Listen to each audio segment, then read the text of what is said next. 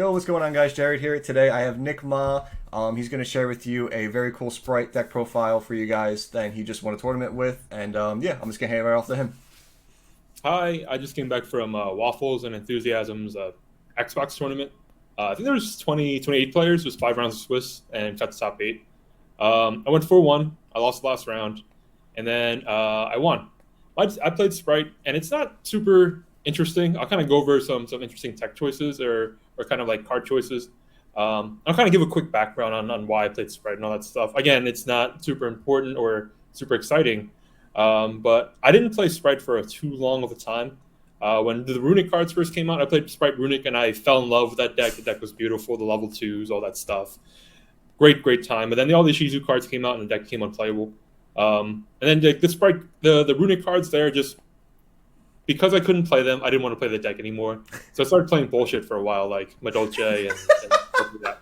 Burnisil, and that deck's really cool unless you get hand trapped or anything. Just go. So I'll kind of explain all the cards. Quickly, I'll go through them. I took a picture to send to Jared. I play red Pixies Carrot. I played Pixies because my big deck is really focused on making Mosquito. Mosquito is my new favorite card of all time. If anyone played before during like Plant format or any of the other formats, there's a combo called Armory Arm and Colossal Fighter. This is just both of those effects in one card. And you kind of OTK a lot with Mosquito, but I'll explain it once we get to it. The big reasons for Pixies, it wasn't really the attack effect. It was just another level 2 I can like draw and just special out, and I just need more monsters to win. Then 3 Deathly Blue. I played 2 Magnum Mute and then 3 Druid Worms. The reason why I played that ratio is you can see all the other spells. So I played like a really big power spell type of version. Mm-hmm. I was never a big lots of hand trap duelists. I felt like that was the bitch way to play. You know, hope you don't play and I can win on my turn. I like to be in the trenches. I'm kidding. But really, like if you're gonna play a deck and have like 17 hand traps, right, or something like that, Mm-hmm. and you draw and you draw none of them, and you're expecting your engine can't break their board, you really can't play anymore. Like, so what's the point of it? Type. And that's how I always felt about like Yu-Gi-Oh! It's not a correct opinion, I think. It's just the way I like to play. That's why I play 3 Droplet, 3 Product Prosperity, 3 Tactics. That explanation was fucking pristine. It's true. It's how I feel, you know what I mean? Like, Yeah, right. Of course, everyone has. Yeah. Everyone has their their feelings and type of ways of thinking and stuff like that. But that was just funny as shit. That was fucking great.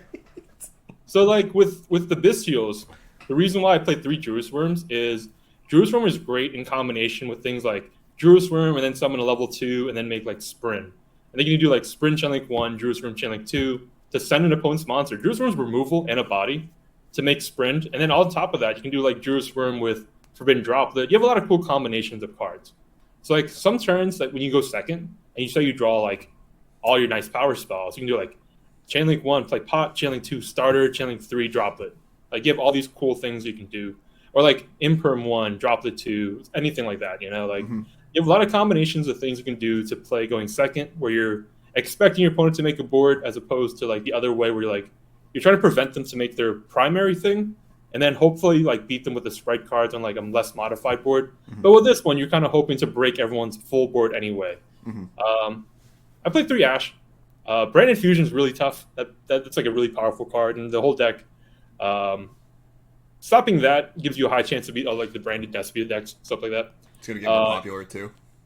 Yeah, I think that version is really good. I'm a big fan of like the Despia Chillimit build. I'm not too big a fan of Chillin, but that's just my personal preference. And there's like also like the Bistio build now too. Like Brandon's getting so much support, it's ridiculous. It's crazy. Yeah. Angler is the best card ever of all time. This card's really good. You kind of just win out of nowhere with it. And then all the spells are kind of... I'll go through the spells. They're not standard. I was going to say that by accident. Oh, yeah. 3 Swap Frog. Enzo taught me this. So if you draw Swap Frog as your only level 2, and what you need to do is to kind of link it away to make Sprint, having another one in your deck, you can Gigantic it out and then Elf back the second Frog for 2. So that's why you play 3 Swap. Yeah. That's kind of cool. Okay. Yeah, you watch deck profiles, and people kind of like see the Angler and see the Swap, and they think that's the only reason. Yeah. No one really explains all the little stuff, you know? And that's kind of like the good stuff. Like, I only played a local, but like I can kind of explain like the parts I like. Like, for example, Druid Worm being removal. was so important. Like that was a very, very big deal. And Magmood was really there only to search Druid Swarm for that reason. That was the whole thing with the why I played 3 and then the Terria deck too. It was literally the same reason. Just like the combinations of cards that go with Druid Swarm and like the removal is so huge. Yeah, exactly. Like the removal part was like such a big deal. I love Droplet. Droplet makes your deck better against the mirror match, which is really tough. Like playing against the Toad is really, really tough. We were like a lot of the things you would do in the deck with cards such as like Imperm or with Ash in the mirror match. Most Spright decks look just like this. There's really no much different. Like they'll probably play more hand traps and with like less power spells. But if you like Imperm Elf trying to bring back like the second swap, you prevent Toad. Like that's simple stuff like that. Or if you like Ash the Gigantic, hopefully they prevent Toad as well. They'll get the other stuff, but the other stuff's like manageable. Your engine can probably play against that stuff. But when they set up Toad, triple Toad's really, really tough. So that's why like I'm a big fan of cards like Droplet. And some cool things you can do is like Druid Swarm Droplet also outs like Elf Toad. So like hypothetically, you can like if you're able to stick the Druid Swarm in your turn when you play the Droplet, setting Druid Swarm to negate Toad, and then sending what's his name Elf off leaves your opponent just blank Toad on board. Like which is pretty like good enough. Yeah, good enough going second. Usually, games you go second in general across the board. You typically don't expect to win every time, but because Mosquito exists, because the power spells exist, and because that Druid Swarm interaction, it does help a lot. No, it's super cool because I know a lot of people have been cutting Droplet recently. This is one of the few lists that I saw, succeeding with Droplet. And you pretty much answered everything that was like weird about the deck list. Like I would say like Droplet, the third swap, 2 Magnemite, and then the Spright Pixies were like the questionable things, and you literally landed on like all of them. Oh, and Ash Blossom as well. But yeah, you hit all of them perfectly. I was not a big believer in Pot of Prosperity before, but because the issue was you play like a fucking 17 hand traps, and then you don't want to dig for anything. Yeah, you don't need a bell into your second turn. I definitely like it better. I can look at this and understand why Prosperity's stronger in this with like talents and droplets and stuff. I used to think that Prosperity and talents would conflict with each other, but because I play like the Mosquito line, you really want to go for it. So like you tactics to take a lot. Like that's the big win condition. Like you try to bait out everything.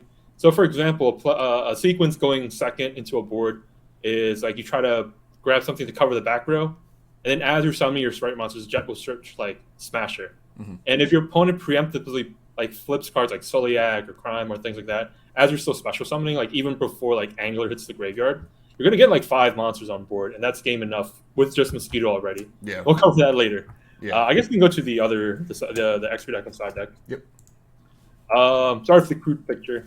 So my side deck's not super great. I'll go through real quick. It's 3 Shifter, 3 Barrier, 3 Evenly, 3 Dark Ruler, 1 Resonator, and then 2 Fenrir. I had 3 Fenrir at first. Again, I think the mirror match was really tough, so I wanted a lot of cards for that specifically. Playing against an established Toad is a bitch. Like, it's not fun. Yeah. So Fenrir is pretty good, but Fenrir sucks against tier going second because it doesn't do enough to do anything. It doesn't break, it doesn't play, it doesn't do anything. But going first is pretty strong, including against like Havnas and Bestials and stuff like that. Excuse me. So I really like Fenrir against like rogue matchups. Tier going first, Spright going first and second. Dark Ruler No More was to cover Flunder and Spright. I wanted cards to guarantee you to play. Yeah. I'm a big hater on Flunder. Fuck all your Flunder players. Just you don't really ever feel like you had a good game with Flunder. It's either you do an out or they just win the something like that. So no, it feels very. I agree. It does feel very sacky. It's just one of those decks where you just feel like, oh, they have it. They have it. That's it. Yeah, that's it. So that's why I main so much for it. I main the Droplet. It covers Spright and Flunder, and then the side deck it covers like Spright and Flunder with a lot of the things too. Yeah, I was gonna say you play Droplet, Imperm, and Ash, and you side Dark Ruler, and evenly SC too. Like you're super on the fuck Flunder train. You never want to deal with that shit. Not a fan. And then the extra deck I'll go through. Oh, can I ask you about Evenly and how that was? Evenly was good. I liked Evenly in combination with like Droplet, in combination with Dark Ruler. I always want cards that when you play against decks that you aren't expected for, that it covers enough. And I felt like Spright was really strong enough to cover. Like going first was great. Going second was tough because like wasn't able to break through a lot. I don't know about moving forward. I just like Evenly as a safe card because I haven't played Spright a lot. But I probably would focus more towards Mosquito. So maybe like Go I ahead. know that I cut evenly out of my decks recently because I felt like every deck in the meta could at least establish one negate, whether it be like Crime, Toad, or anything like that. So it always needed to be like evenly plus something. But with Hmm. the way this is almost built with Dark Ruler, Imperm, and Droplet all in there, like it Yeah. all comes together very nicely for evenly to have that two card combination to out a lot of stuff. So just like the idea of like hand traps, right? Where people say like you need two hand traps to stop. And I hate the generalization of people say that phrase, but Yeah. like needing two combinations of cards to stop. Well, here you have a lot of cards that guarantee the resolve, such as like Dark Ruler and Droplet. Hmm. Your second card, if they curse, like say like you draw evenly Droplet, that's really good. Evenly Dark Ruler is really good, and even evenly is like really good too. Yeah, yeah. It's always one Omni. That's exactly what I'm saying. It's always one Omni. So if you just have two in tandem, it's like perfect. So what I mean by that too is because you have to go second in those moments. The combination of cards and each individual card is stronger than each individual hand trap. So like Ash Imperm is worse than I think like Dark Ruler Hmm. evenly or whatever the case is. And even if you draw like drop the Dark Ruler, like I don't think that's a complaint idea because you get to play that turn and then you get to Right. set like drop there or whatever too. Hmm. I'll go with the extract real quick. It's nothing super important except Mosquito. Mosquito is my favorite card right now. Um, Mosquito, Jin, Zeus, the Banished Guy, Downerd, Toad, Double Gigantic, Triple Elf, Cerberus, Underworld Goddess, Dark, and Sprind. Hmm. Something important relative to the extra deck is with Pot of Prosperity, there are times when you're like, I need a very specific card. And again, the power spells really kind of help that too. Hmm. Where like in compared to like such just hand traps, again, Prosperity digging for a hand trap sucks going second, while Prosperity digging for like a power spell is pretty good. There's a game, I think game one, where someone negated something where I got stuck with one swap, and I needed to dig six for this like the last swap, and it just gets there. Things like Yeah. that. You want to set yourself up to be able to get there, because in chances where you're like, hey, like this needs to hit, and you're not setting it up for it, you're just never going to get it. Yeah. I was gonna So, ask if there was any specific cards that you banish off prosperity, for this extra, but I feel like it always changes with this deck because you like everything comes up in different scenarios. the typical culprits are like Cerberus, Underworld Goddess, the Banished Guy, Downward Magician, sometimes Jin, sometimes the third elf, Hmm. Dark too, like the non necessary cards. Right. As long as you're keeping like elves and Toad and like Gigantic. Yeah. gigantic, yeah, sprint stuff like that, like you'll be fine. Um, Pot being able to dig for both the established card turn one after you combo is crazy, or you're digging for a break card. Like going second is crazy, so I'm a Yeah. huge fan of that. Hmm. The reason Mosquito is so nice is your opponent can't see where game is kind of trying to come from. If that makes sense. So Yeah. like typically in the past we would try to break with Zeus and then like establish on something small, like not small, like something strong like Elf Toad with like very minimal cards on both end. Hmm. But now because Mosquito exists, you can kind of like wait a while for like a more complicated board with like a lot of cards on board still, but they still lose right there. Yeah. So like a big tier board can kind of set up, but then if all their cards are negated or already used, Mosquito can go for game like out of nowhere. So for example, I played Leon in the finals, and he had a really really unfortunate mill. So it's not like he played poorly by any means, but more so like I think he milled 11 and didn't mill any tiers. It's crazy. Oh my god. It was like Scream, Merly, Kid Kalos, and he milled like all his Achizu cards and stuff. Mm. So after he like resolved all his cards, he had Kid Kalos on board, and I put Mosquito with 4 monsters. And he even got rid of the 27 monsters, so the Dragostapalia, so I couldn't do it with 3, Hmm. so I needed a 4. So the Mosquito attacked, I put a counter on Kid Kalos, and then 4 monsters attacked for burning 24 for each. I love alternate win conditions. It's like my favorite thing. Just Yeah, normal but like, win cons. and it's not even like a bad win condition. It's like very, very strong, and I don't know. I don't think people talk about it enough. But I like it because it makes like all of your bodies like Sprint by itself being like 3 bodies is crazy. It like turns 2 bodies into 3 bodies. Blue being in the jet and the starter like it's another 3 bodies. Like it's so easy to establish that OTK. Yeah. So it makes your actual like little weenie guys like a threat now, not just like bodies to go into a real threat. If that makes sense. exactly too. Oh, let me talk about Double Cross. So I guess that's a good one to talk about. So Brian and I were talking about Double Cross. Brian's my cousin. He played this deck too. The reason why I'm sure everyone knows why Double Cross is good, But when you go first and you set up, say, like Elf double cross Toad, how I suggested playing was in the past when double cross didn't exist or people didn't play it. If you interacted with Toad in like the draw or standby phase and then negated, and then you dealt with Toad with Elf right away, you were pretty good. Like it was fine. Mhm. But now because you can go like in draw standby Toad effect, and say they still say whatever happens, you can flip double cross to bring the Toad back in those phases. And because you have to deal with it again, it's more likely that your Elf will resolve to bring Toad back in the main phase. Right. So if you sequence it that way, you're setting up with a higher probability of the best activation resolves occurring by trading like double cross in your draw or standby phase for Toad again, instead of like trying to take it or using something fancy later. No, That that I makes get. It gets really like their hand almost starts turning into like Exodia levels when they need to be able to out everything not in the main phase. Yeah, and then on addition, let's say you have like an extra like red or carrot. Red or carrot becomes stronger the less cards your opponent has. Oh, So now because Toad is trading like 3 Toads or trading first, and now you're adding like you still have like a carrot on board or whatever, that's very strong against whatever's going on too. yes, I 100% And you agree. can like interspersely use them like in between too. It's not like you're blindly using the 3 Toads in the beginning. Yeah. Something cool too with that is if your opponent dark rulers or like droplets or negates your Toad somehow, you can just tribute it off in response to like anything else, and then double cross it back to Yeah, make a yeah. lot. Yeah. I know Toad tributing for costs is like just being able to reward it back anyway and still getting the negate even through a Dark Ruler is huge because it just makes Dark Ruler almost like just trade with Elf by itself and then like that's it. I just find crazy. So I guess like the gist of the deck was my takeaways were I like the ratios I had because I like Power Spell version. Again, I'm just joking about the hand trap thing. That's just not. I'm sure it's viable and not. I'm just talking shit. Um, I like the way this plays because of the spells. Again, it feels good because you're just playing every turn instead of like drawing and hoping and praying for a hand trap. Like sometimes you draw the wrong combination. Even like as a 6 card hand trap is the worst feeling of all time. Yeah.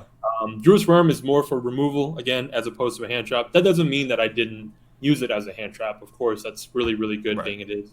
Druid's Worm's so good to the point where you wouldn't side it out against the non-light dark decks. You would side out Magnamut, but you keep Druid's Worm because sometimes you need like the body removal. Yeah. I found myself doing that too with the Nataria deck in the same way.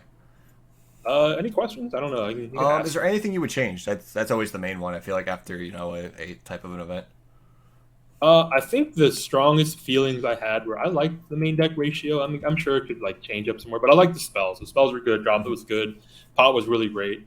Yeah. Tactics and combination, everything was good, including the 3 Druid Swarms.